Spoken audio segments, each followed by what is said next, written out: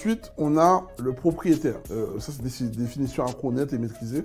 Le propriétaire, c'est celui qui est actuellement propriétaire de la maison. C'est celui qui vend son bien. Okay? Le locataire, c'est celui qui va payer un loyer mensuellement en contrepartie de pouvoir séjourner dans la maison pendant 1 an, 2 ans, 3 ans en fonction du bail qu'il aura signé. Un bail, c'est le lien contractuel qui unit le propriétaire et le locataire. Okay? C'est ce qui va permettre de savoir combien de temps ce contrat les lie, quel est le montant du loyer qu'il doit payer, à quelle date il doit payer ce loyer-là, quelles sont les règles et devoirs de ce locataire, etc. etc.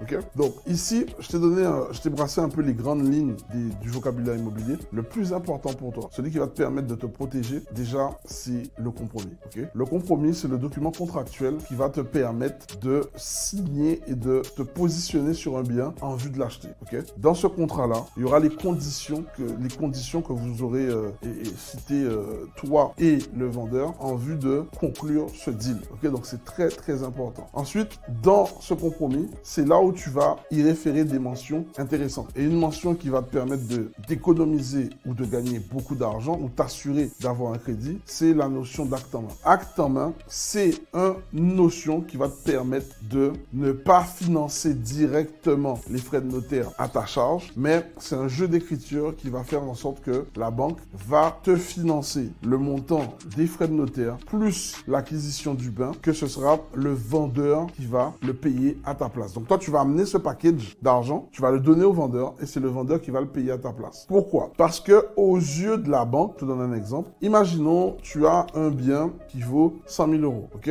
100 000 euros et les frais de notaire, c'est 8%. Donc, les frais de notaire seront à 8 000 euros. Aucune banque ne souhaite payer les frais de notaire à ta place. Donc, utiliser cette notion d'acte en main va te faciliter la tâche car aux yeux de la banque, tu vas demander un prêt de 108 000 euros et elle sera d'accord de te donner cet argent-là pour financer ton projet parce que pour la banque, le bien immobilier va coûter 108 000 euros. Alors que toi, c'est un jeu d'écriture notariale, ok, qui dira en fait que le bien coûte 100 000 euros plus 8 000 euros de frais de notaire. C'est ce que le vendeur payera à ta place. Mais c'est toi qui vas amener l'argent, ok? Donc ça, c'est une notion qui va te permettre déjà, ça te fait économiser 8% de ta poche des frais de notaire. Ensuite, dans ce compromis, qui est un acte un acte juridique qui va te protéger dans le cadre de cette vente-là, tu vas avoir aussi les conditions suspensives d'obtention de prêt, ok? En fait, il y en a plein des conditions suspensives. Les conditions suspensives, ce sont les conditions que tu as négociées pour acheter ce bien-là et qui vont te permettre de te protéger dans le cas où,